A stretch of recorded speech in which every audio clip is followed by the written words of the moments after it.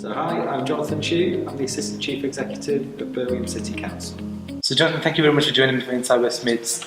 Let's talk about your journey to becoming the Assistant Chief Executive of Birmingham City Council. Yeah. Okay, so my background's in local government. So I started in the North East. So when I came out of university, I studied in Durham in the North East of England.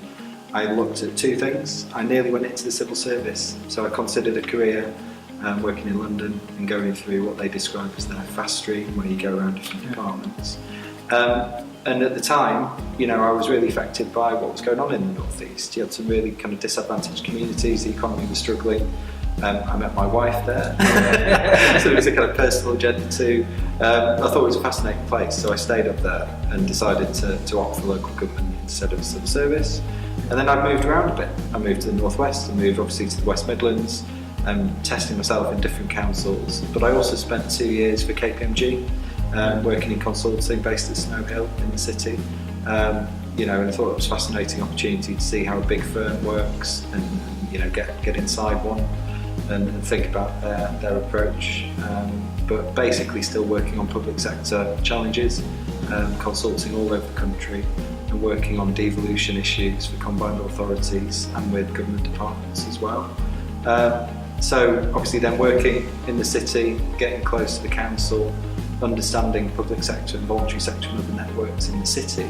When this opportunity came up at the beginning of 2018, it was too good an opportunity to turn down really, so I kind of jumped at that stage back into the public sector. I'm delighted to have done so. Let's talk about your advice for young leaders in the public sector.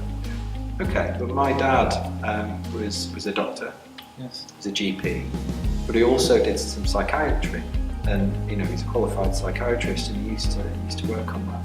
And he always used to say to me that of all the people he saw that were struggling with life, basically, he thought only about 10 to 20% of them were actually ill. Yeah. The other 80% were just finding life really hard and struggled for what he used to describe as emotional resilience. Yes.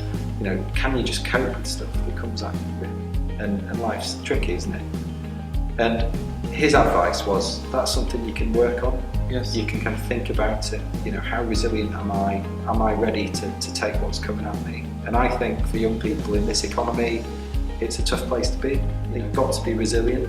And again, I think those things are linked. I think if you're constantly talking to people about the challenges you're facing, accept that everyone is struggling a bit. You know, you don't have to be superhuman to cope in this economy, and actually be prepared to kind of develop your own resilience and use your networks to do so. I think that's really important, because everyone has moments in their career, however successful, where they find it incredibly difficult. And I think that personal resilience is really important when they do so. Perfect.